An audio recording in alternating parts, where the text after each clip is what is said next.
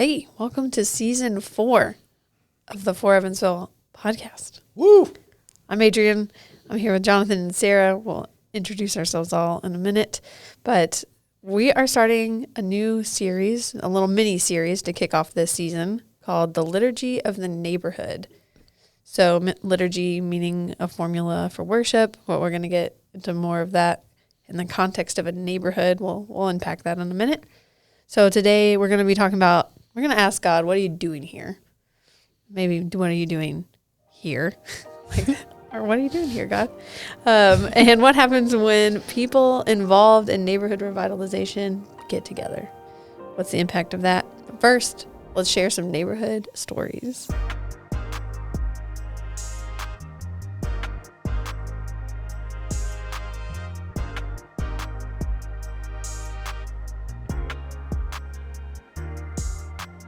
Hey, welcome to the For Evansville podcast. Our goal is to advance human flourishing through the church.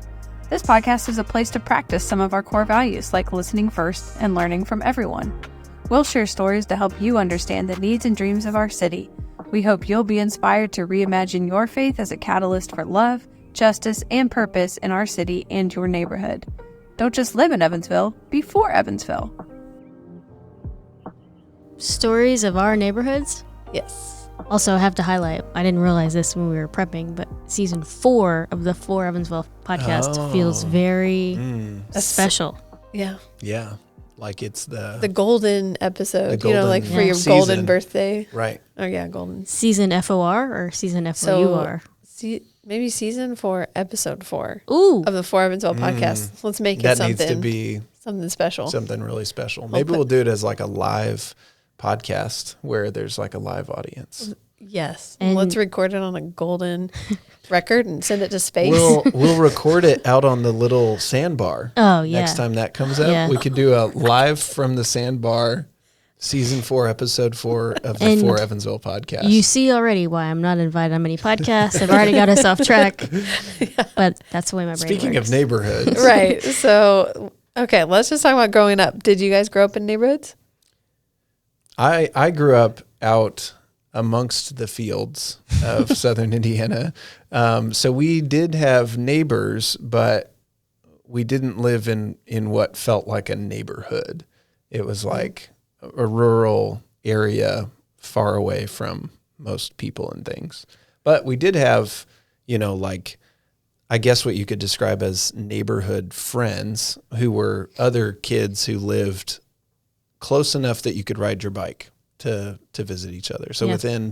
within like a 2-mile radius. And we had something resembling a neighborhood club, I guess I would say. Like a group of kids who would ride their bikes together, and we would hang out under this bridge and like throw rocks at stuff, You sound more like townies. That's that like- concept of townies where it's like these kids who it's like like walk on the railroad tracks and stuff like that. It was that kind of thing. But in order to get into this club, there were certain like initiation challenges. So one of them was you had to sit on a rope swing and they would like twist it that got really tight, and then they'd let it go and you would spin around really fast and you had to hold on and not fall off.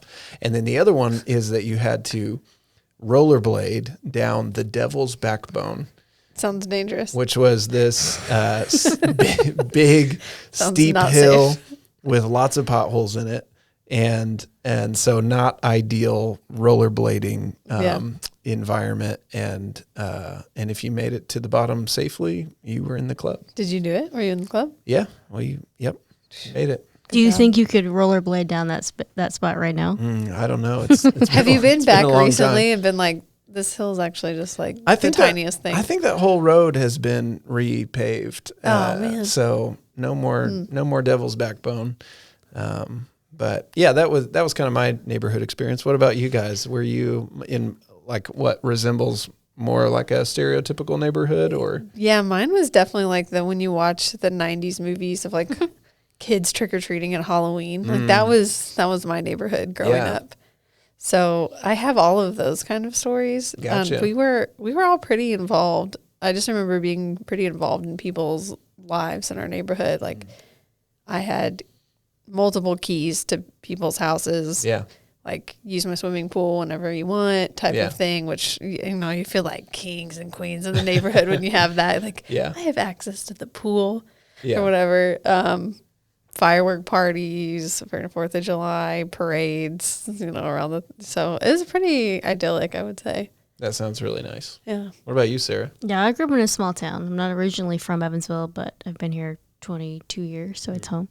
But yeah, thinking about the neighborhood, a small town, I mean, it's like everybody goes to the same things. Like you talked about 4th of July, I was thinking about that. So we lived really close to the city park, and we would walk down there or ride our bikes there a lot. But that's where they did fireworks. We had a carnival. Everyone would go there. 4th of July was like 3 or 4 days. And the city pool, same thing. End up at the city pool a lot, especially in the summers. And then, we knew our neighbors pretty well. Hung out with them. We have some actually 2 brothers that would ride their bike to my brother and I's house or our house. And we would come up with these like games to play, you know, like we were superheroes or spies or things, like bury things, you know, in the yard. We had a lot of that. And then my grandparents lived really close, so that was part of our neighborhood connection as well. But it felt like anything that was neighborhood related was really the whole city. There's like, in a small town, people. it's kind of like the whole town is your neighborhood a little bit. And a little bit. Yeah, that's cool. It's interesting. So my other neighborhood experience is in the neighborhood that we live in now.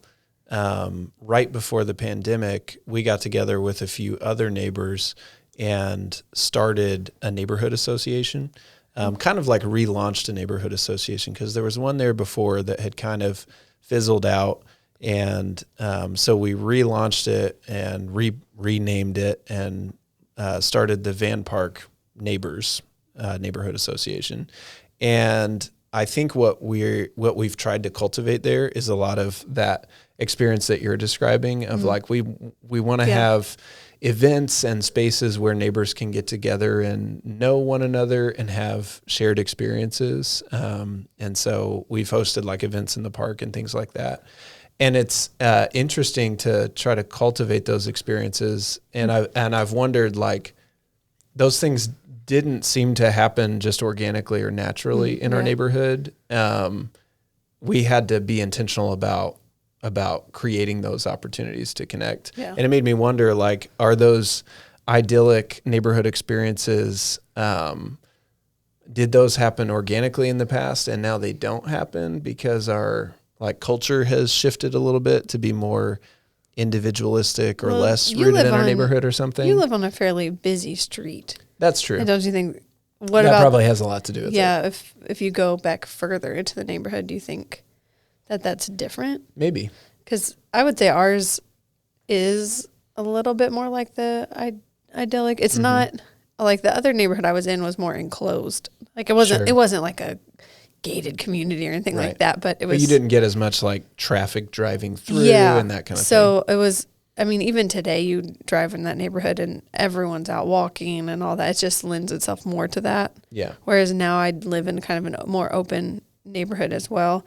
But we're still, like, our street is fairly close, I would say. Mm-hmm. So, and I think it is just proximity, but probably, I don't know. Like, why do you guys think that it's important, though? Like, why do you want to cultivate a neighborhood relationship? Yeah. So for us in the neighborhood association, the idea was, and it's funny that we started it right before the pandemic. So then it was like, there's kind of this rough patch where we didn't get a lot of traction or momentum. But then after people started to kind of come out of the other side of the heat of the pandemic, it was like everybody wanted that. Mm-hmm. Everybody wanted connection. They wanted opportunities to be together. And I think there's something about that within a neighborhood specifically, that whenever you create those kinds of environments with your neighbors, it's like you're embodied in the same space. It's where your home is.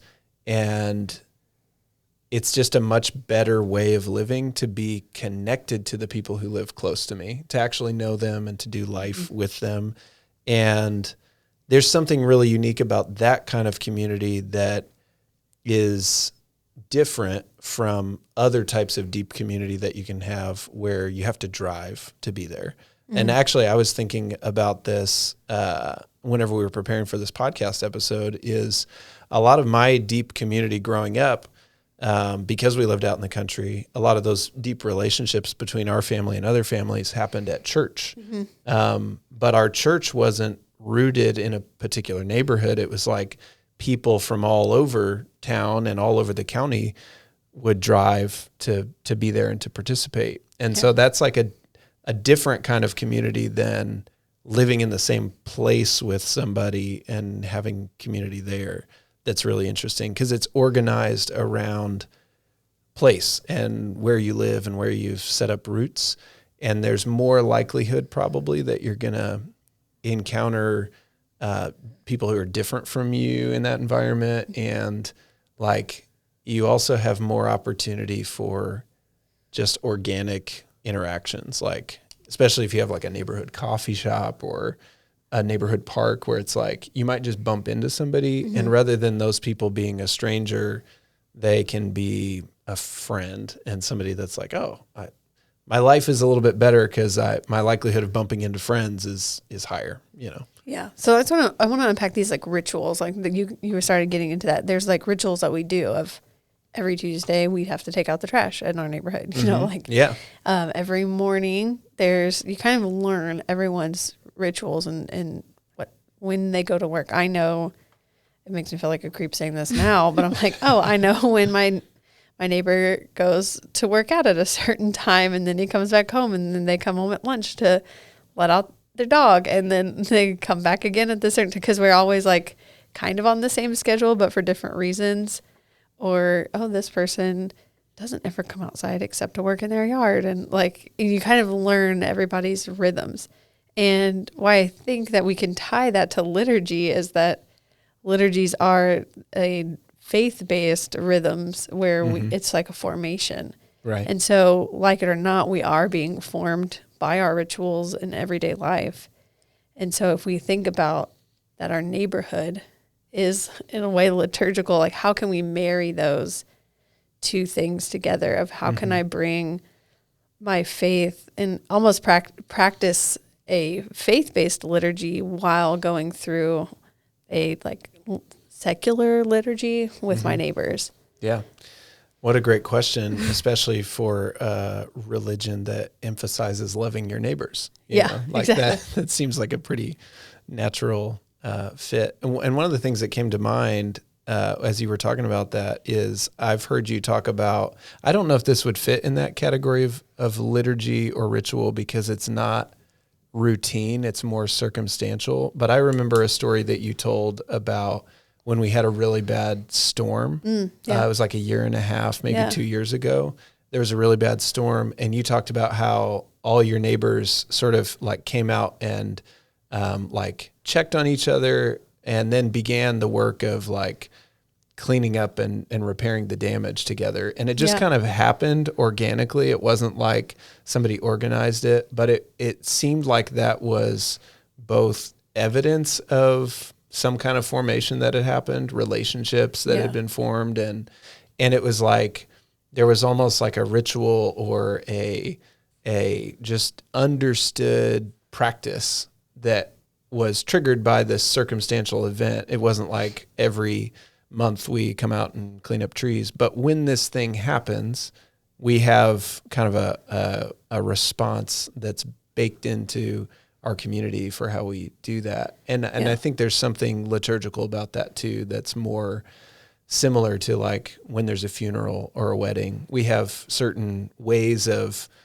practicing life together that are rooted in circumstance, and it makes me think that's another layer of what you're talking about in don't neighborhood. You think like when bad things happen, we see like either a resurgence in church or people start questioning things, and just like on a micro scale, that's what it felt like that day. We had a really bad storm, but all the trees were blocking the street. So there was a problem that happened. So it was like for anybody to actually drive anywhere, we had to take care of the problem right then and there.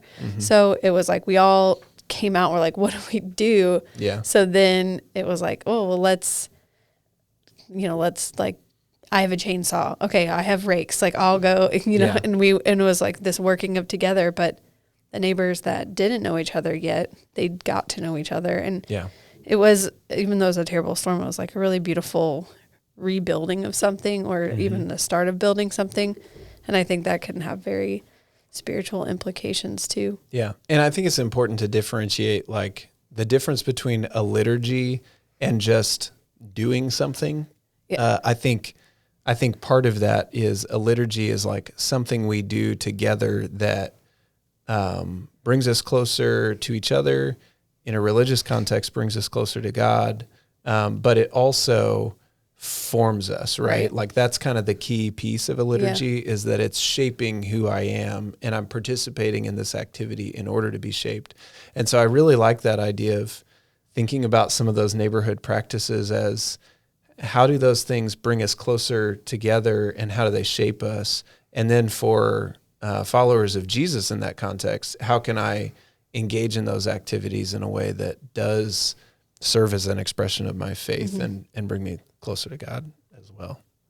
Yeah. And how do those actions that I'm doing, like if I know the routines of people, then how can I take those that to form me and reshape me, but to think of them in light of a Christian spiritual context of how can I marry those two things together and be paying attention. I think that's one of our big things that we're going to be talking about throughout this whole thing. This whole series is paying attention. That's the very first thing you've got to do. Yeah. And paying attention specifically to what God is doing in your neighborhood, what he's already up to. And then I like to say paying attention to what you're paying attention to. Right. Because in certain times in my life, I might not have noticed kids in the neighborhood before.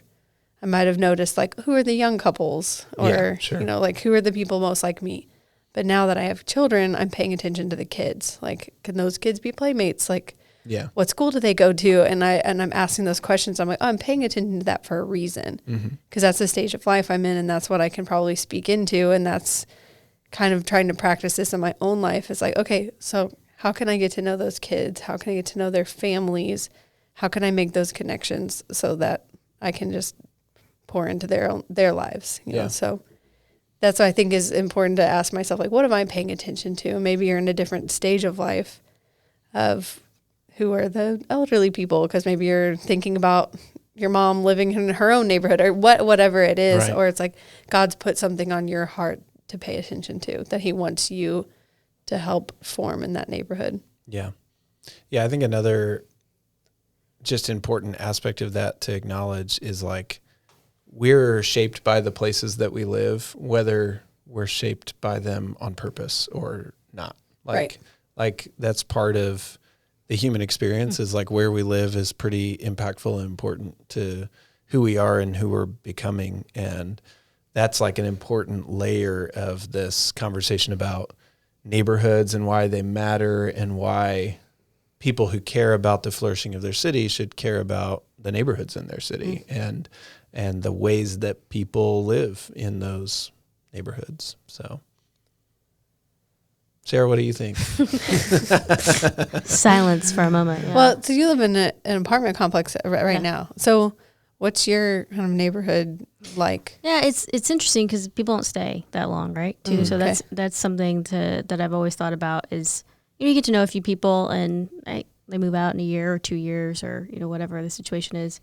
But yeah, there's definitely rhythms. You see people of, walking their dogs, or my favorite is if I'm out in the morning reading outside and someone walks by with their dog and they're not expecting me to be there. It's just like that. Where their dog sees me first. I don't know. I think it is interesting. You said that, Jonathan. I'm thinking about that it does shape us. But I think it's easy for me where I'm living now.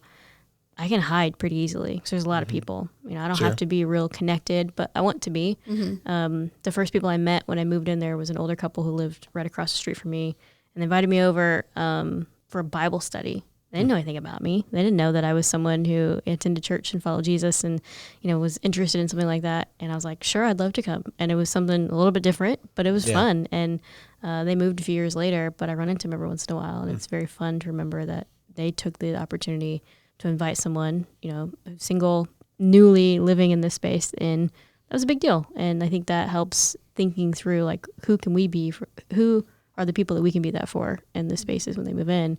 But you both have talked about people, and I think that's really important, is that it's a lot of focus on who the people are in your neighborhood, in your community that you're around.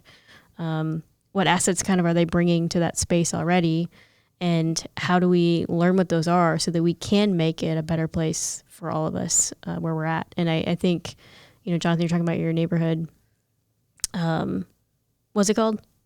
Van Park Neighbors. But yeah, Van Park Neighbors. I also had a question. Did they have to do anything, any rituals to get in? Did they have to ride down a hill or anything to get in? We don't have any rituals to be initiated, but now that you bring that up, you should. You should have to catch a squirrel at Van Park. Yeah, and tame it. Yeah.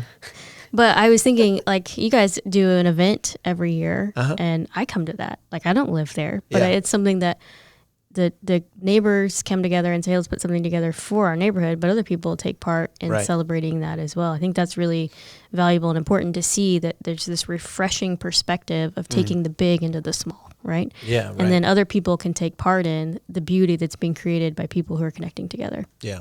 No, that's really good. Yeah. I like that a lot. We have a lot of good stories like that coming up, which is another thing I'm really looking forward to just this season and unpacking those with our different guests. But I wanted to take this further into not just an individualistic thing. We've talked about our own influence or being influenced by our neighborhoods and why it's important for us to love our neighbors. And I think that's a concept that most people get. Yeah. Especially people that have grown up in the Christian church and things like that. But what happens when a church takes on a neighborhood? Why is that important? Why are we going to be talking about that? Yeah. That's something that we're championing this year. So, Jonathan, do you want us to walk us through, why is this important to us as Fort Evansville? Yeah, well, I think that's, there's a multifaceted answer to that. First of all, I would say two different layers are why would an individual church, like a congregation, a lower C church, be interested in becoming rooted in their neighborhood or connected to a neighborhood? That's one layer. But then there's this broader question of the capital C church. Whenever we think about the church in our city, and by that we mean sort of the community of all of the followers of Jesus embedded within our city, why should we collectively care about neighborhoods or want to engage there? And I think to answer that question, my mind immediately goes to the fact that a lot of our faith perspective is shaped by this idea that God became a person who came and lived among us. That it's that idea of the incarnation in some ways is supposed to shape the way that we live, that we're not meant to live lives that are disconnected from the communities around us, but lives that are deeply embedded in all of these different ways in the communities that we participate in. And neighborhoods are one layer of what that might look like. And so it's about how do we see our community as not an alternative to neighborhoods, our community meaning the church community. How do we see that as, rather than being this alternative that allows us to withdraw from our neighborhoods and just hang out with people who are like us and believe like us? How do we see it as how do we see it as a way to be more intentional about living in our neighborhoods? I think the other layer to why Fort Evansville cares about neighborhoods and wants to help the church to care about neighborhoods is because of the powerful formative impact that it has on people. That idea that we talked about of your neighborhood is going to shape who you are as a person and your ability to flourish in deep and profound ways. And if followers of Jesus in our community want to advance human flourishing in our city, if they want to help more people flourish, then investing in neighborhoods is a really significant way to do that. Yeah. And I think over the course of this series, we'll hear from experienced people in this space who can tell us what it looks like to do that in a really good way and what it maybe looks like to do that in a negative way. Like you don't want to just parachute into a neighborhood and think that you're like the hero of the story who's going to have some kind of impact or something, but to take a neighborly approach and to invest in the neighborhood where you are, or maybe another neighborhood in the community. I think there are ways to do that help create a community where more and more neighborhoods are giving more and more people what they need in order to flourish. One of the things that we learned in our State of E report almost 2 years ago was that the life expectancy in our lowest income neighborhoods is 23 years lower than in our most affluent neighborhoods. And so just crazy. We like to talk about this idea that in our community and in every community, there's a human flourishing gap. That there are people in our community who our community really, really supports their flourishing, and all of the systems in our community make it really likely that that person is going to do well and experience a flourishing life. And then for other people in the community, those systems and structures aren't supporting that flourishing as well, that there are barriers to flourishing that make it difficult to get the things that they need to flourish and do really well and realize their potential. And so whenever we talk about neighborhoods, that human flourishing gap can be quantified to 23 years. And there are a lot of factors that play into that, lots of complexity. But the bottom line is the neighborhood that you live in has an impact. And we shouldn't think about that as, well, there are good neighborhoods and bad neighborhoods. We should think about it like there are neighborhoods that have experienced a lot of investment, and there are neighborhoods that on a broad scale have not experienced the same level of investment from our city at large. And so I think there are a lot of really great leaders in our community, a lot of really great neighbors in our community who are doing the really important work of saying, how do we become a community where there's equity across neighborhoods, where resources are available across neighborhoods, and where everybody's neighborhood is creating an environment that's like supportive to like a flourishing life. And I think that's what I'm excited to learn about and explore with a lot of those people who are doing that work. Well, when this episode airs, when you're listening to this, if you're listening to this on the day that it airs, in 2 days, we'll have Tim Sorens with us, who wrote Everywhere You Look. It's a book basically about this and churches and neighborhoods and their influence. But he says all the systems that shape us, we're also called to shape them as well. Mm-hmm. And I feel like I've heard you talk about just kind of the marriage of bringing the kingdom and our call as bringing the kingdom to earth as it is in heaven. Like this is like the really most practical way of living that out.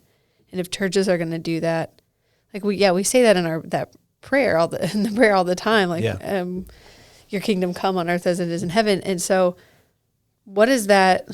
It doesn't just apply to us as individuals. It can apply to a church, and saying, how can the kingdom come in this neighborhood? Mm-hmm. And what does that look like? And using the example of Jesus, of knowing the people, what are their dreams, realizing that they have something to offer, and not, again, like you were saying, this humble approach of not just like bulldozing and we're the saviors of your neighborhood, but we just want to help you realize your dreams and kind of support that. And again, I don't want to share all these stories that I've heard already of our guests coming on. I'm just really excited that you're going to be able to hear those soon, because there are some really great stories about that coming up.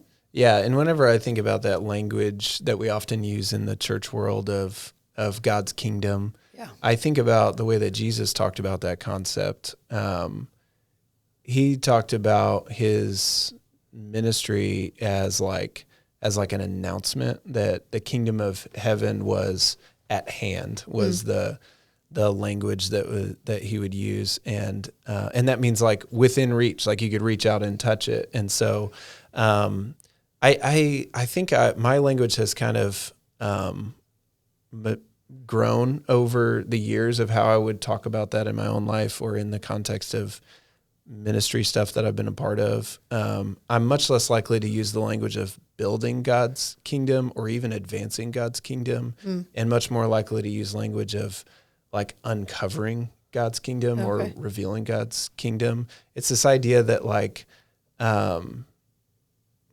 God's kingdom is kind of like this vision of a flourishing world, you know, that is within reach, that we can see glimpses of right now in the ways that we live together in community, and that we uncover and reveal those things by modeling the life of Jesus in the way that we love each other, and that it shows up in a ton of different ways, right? And whenever we think about a neighborhood, I think there are lots of stories that we'll hear in this series that are kind of like, oh, that kind of sounds like what God might have wanted us to experience when he created us. That kind of sounds like the sort of life that is characterized by goodness and wholeness. And if we wanted to look for like, how does the Bible talk about that? I'd look at Isaiah 65 or Revelation 21, where it kind of paints this picture of what God's kingdom is like in very practical terms. And we've talked about that before when we talk about city flourishing and like, well, what do you mean by flourishing? Right. So and there's lots of complexity there that we don't have to get into today, but then I want to. Oh, okay. That just, I mean, we can. No, more of a deeper question that might be, I don't know. I don't want to say that it's controversial, but in a way it is. Of this, I feel like we can all remain neutral because we don't represent a church. We represent the church. Not saying that what we say goes by any means, but just like that, the concept of people saying, well, our church is called to evangelism and discipleship, and we're going to focus on that. We're not going to focus on outreach in neighborhoods or something like that, neighborhood revitalization or whatever it be. And to me, I'm like, don't those go hand in hand? It's not one or the other, but even viewing those things as separate is strange to me, at least. But like, maybe you've run into like either really good arguments for that, or like you have a good answer for that. Yeah. So you're saying like a church leader or a Christian might be listening to this podcast episode. Yeah. The church leaders being like, I hear what you're saying, and I see why neighborhoods are really important and valuable, but that seems like it's off topic from the thing that I should be focused on, which is making disciples. Yes, right? Or like, and the idea of, I remember like back when I first started working here, and Ross saying like, how do I get people to realize that we're not selling like a product, like we're not selling the next thing you should do, like your church should be focused on this, and competing with all of these other ideas. But how is it like the idea that can be expressed in all of those different ways? Yeah, that's good. I think that's a thing that like we're noticing in generational changes, right? Where people are viewing the church and I say the church, the big C church, the overall church, in a unique way, and there's a lot of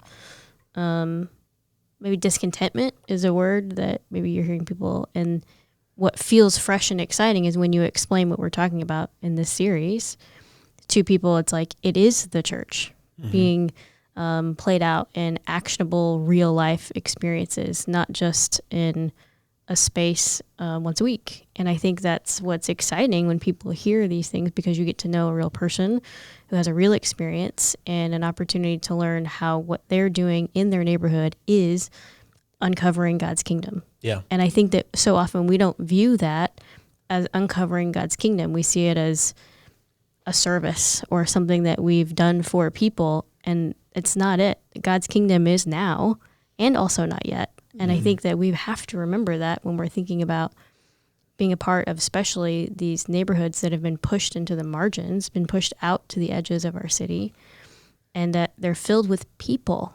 They're not just statistics that we're putting in, and we have data and we do that for a good reason, but they're people and they're real stories. I think that's what's exciting, that, you know, you'll be able to tell some of those stories. And we're only getting a small portion of them. Mm-hmm. Yeah. Yeah. And I would say too, many of these people are not just people, but they are also disciples of Jesus, followers of Jesus. And so, I think whenever I think about like, how does this connect up? How could we speak about this in terms of evangelism and discipleship for people those are the terms that they tend to think in? First of all, I would say I tend to think in those terms as well. I think sometimes whenever I interact with other Christians, they sometimes think that it's like, well, he's focused on like outreach type stuff and I'm more focused on discipleship and stuff. Yeah. Evangelism and discipleship are deeply important to me. And I see them as like intertwined with this idea. Like whenever we talk about the liturgy of neighborhoods, whenever we talk about people living this way in their particular neighborhood or partnering with other neighborhoods in the city to help create equitable outcomes, I think like that sounds like the kind of thing that a disciple of Jesus would do. And so it's this idea of like, what does it look like in a practical way?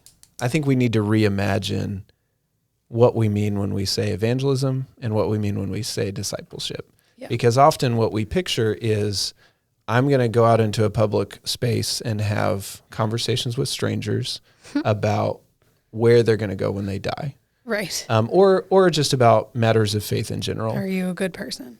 Are you a good person? Morality, philosophy, all of that kind of stuff, or talk about the Bible in an apologetic kind of way. Mm-hmm. And I don't think those things are necessarily bad. I think that whenever we limit our perspective of evangelism to just that, then that's a pretty narrow view. It's kind of you to say, because I want to say that I think they're bad. Well, I think incomplete is a better phrase. Yeah, incomplete is the way that I would talk about it. And there is a place for those types of conversations. But I think the way the Bible talks about evangelism is it's an announcement of good news. And I think it's a statement of fact. You know, it's not a debate over ideology or perspective. For a Christian, the way that it seems to be practiced in the Bible is it's like a statement of fact, of good news. It's let me tell you about this reality that is within reach. Let me tell you about this way of living that is full and whole, and that I'm participating in community with other people, and that you could participate in too. And I think that statement of fact, that proclamation, is much more powerful when we are living that out in a way that's tangible and that people can see like, oh, I can see you practicing your faith in our neighborhood in a way that is showing me a glimpse of what you're talking about, you know. And then discipleship, I think of discipleship as formation. It's how am I learning to obey the commands of Jesus and being shaped into somebody who reflects the love and the life of Jesus. And it's pretty hard to imagine doing that in a way that's disconnected from the neighborhood that you live in, because Jesus was present in the places that he went, that he was incarnational. And so if I'm trying to be like Jesus, if I'm trying to be an apprentice of Jesus and do the kinds of things that Jesus did, it's hard to imagine doing that in a way that's totally disconnected from neighborhoods and from places. So those are just some thoughts on like how I would connect those things together. I think that they're deeply intertwined. Engaging in neighborhoods shouldn't just be a tactic for sharing the gospel or engaging people in discipleship. And vice versa. Evangelism and discipleship shouldn't just be tactics to like mobilize people into a neighborhood.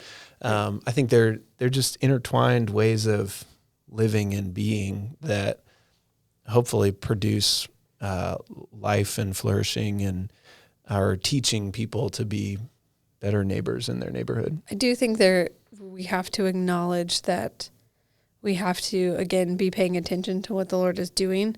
And even in evangelism and discipleship, like you were saying, there's a time and place for, hey, this is this person on the street that I need to just share the gospel with. I mean, I've heard stories like that. Mm-hmm. But how often does that really happen? But if you're having these rituals, if you acknowledge that you're having rituals, like honeymoon is in my neighborhood. I go to honeymoon. Let's say I go to honeymoon every Saturday morning, and now I'm starting to see the same people.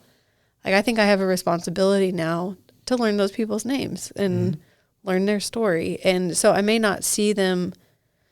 What if I saw them the first Saturday I went and was like, do you know Jesus? Or something. And that probably might not be. Like, if I'm listening and paying attention, maybe the Lord has called me to do that. But maybe he's told me to learn their name first. Or start with my neighbors. Like, let's learn my neighbors' names first. And there have been relationships in my neighborhood that have taken years to cultivate and get to know, but now they're really good. Yeah. Or ones that I got to know right away, and they've kind of seen me live my life for a while, and then they know. And so it's opened those doors to those conversations, whereas if I had just come in for a second, they probably would have been turned away more. Yeah. And so that's what I say, it goes hand in hand. Like, it's both and instead of one or the other. I think you're getting into what would be a really fun conversation, but we don't have time. We'll put it on the list for a future What does it mean to love your neighbor? Because I think that's what people would debate on. Because, and I think both of those could be true, because some people would say, I'm loving my neighbor by telling them about Jesus every time I see them. Right. Okay. I don't maybe disagree with that, but do they feel loved? Do they feel loved is a great question. Like, another great question is your genuine motivation in that moment to love that person? Or is your genuine motivation to love that person, is your genuine motivation to actually tell them about Jesus, or for you to be the savior in their story? Right. Right. I think that's a big question that we get stuck on, and Tim talks about in this book, and we put ourselves at the center of that. We put the church at the center of that, and instead, the people who make up neighborhoods is a really great way to putting God in the center is where it should be. So yeah. Well, and to love someone is to put them more at the center than yourself or even your church. Yeah. So to love God and to love your neighbor in that moment is, okay, how do I center God in this interaction, but also how do I center the other person over myself? And if they are feeling more uncomfortable than you are, then you might not be doing a good job of that. Not that comfort is the standard of love, but I think oftentimes we refrain from putting the burden on ourselves, and we put it on other people and make those interactions awkward and ineffective. Presence is always, I think, a win when you're in presence with people. And listening, for sure. I think that's really good. And that would be a great topic for a future episode. Maybe we can squeeze that into this it'll be part of this season. Somewhere. We'll put it in the show notes. Yeah. Let us know in the comments. So what are some of the you've alluded to the fact that you're already having some conversations with people, and we're kind of like gearing up a lot of these episodes. You don't have to necessarily give us trailers of what some of those are, but right. I'm curious, like, for both of you, what are you excited about in this series that we're launching? Like, why are you glad that we're doing a mini series on neighborhoods? It fits so well with what we're doing, what our heart is, and seeing that there are people already doing the work. And we haven't even gotten into our neighborhood revitalization network that we have launched this year.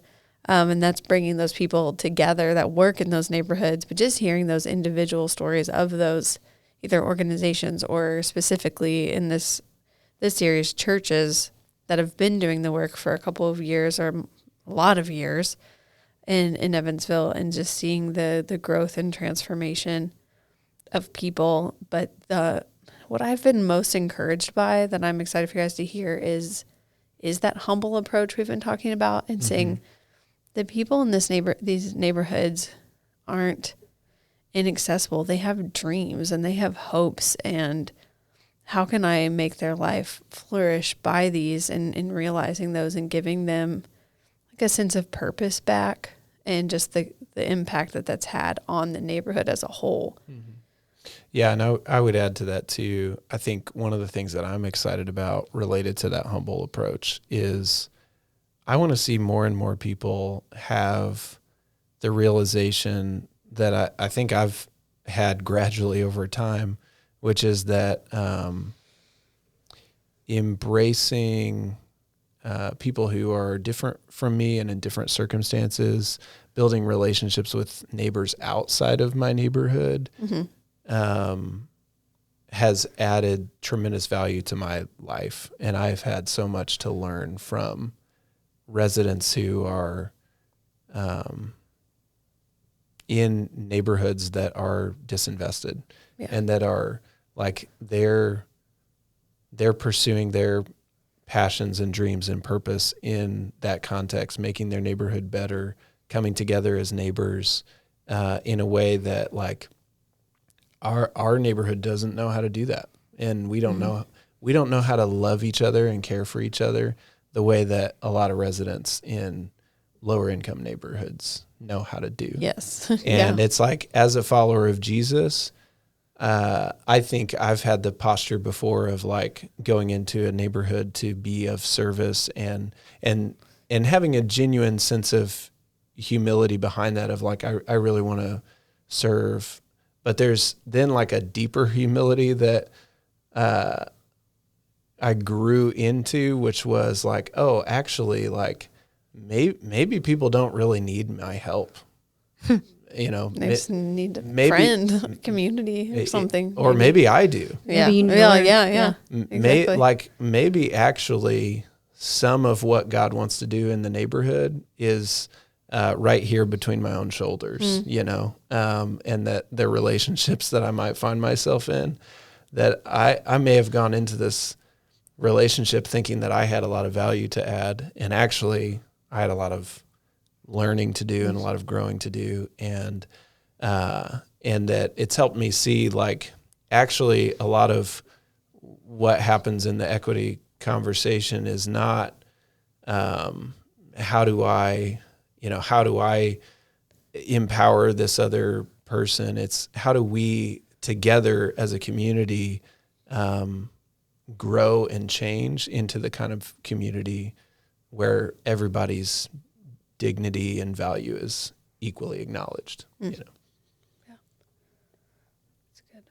What about you, Sarah? What are you excited about for this series? Well, as you were saying that, I thought of a couple things, but one, I've been around kind of the idea of being placed in neighborhoods for a while. The church that I've been a part of has been focused on that since we started. It's been a big goal of ours. It's what drew me to being a part of that community of people. And met a good friend now and a good friend of For Evansville, Austin Maxheimer, and he literally wrote a book called Neighborhoods in Jesus. And I'm not just plugging it because I was a part of that. I don't get any money from that anymore.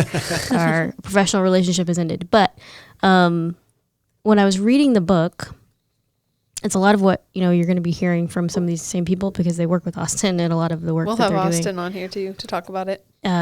When I read through the book, I got so emotional thinking that specifically some people in my life, some younger kids that I know are searching for something. They're searching for meaning. They're searching for purpose. They're searching for a way to make a difference and have action. And I truly believe that this is one of those ways that the next generation is what they're looking for, is to understand that to be able to make change. And when we talk about the word justice, and I know that some people they're unsure about what that word means, there's a lot of opportunity to pursue justice when it comes to looking at some of the systems that have created the inequity and the issues that we want to talk about here for Evansville. And what I'm excited for is for more people to think that way, to hear some new information and hopefully be encouraged, not discouraged, but be encouraged that there's opportunities out there, that the church has opportunities for action and relatable action, and not just things that we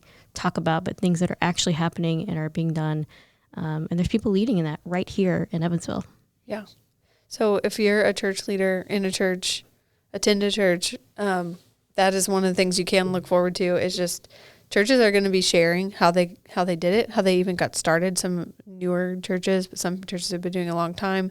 But even like some pushback they got from their congregation. So we'll even troubleshoot that kind of stuff. But also churches, we have to realize that there's a trend of churches for a while that were bigger on the outskirts of town because they needed space, and they're not in a neighborhood.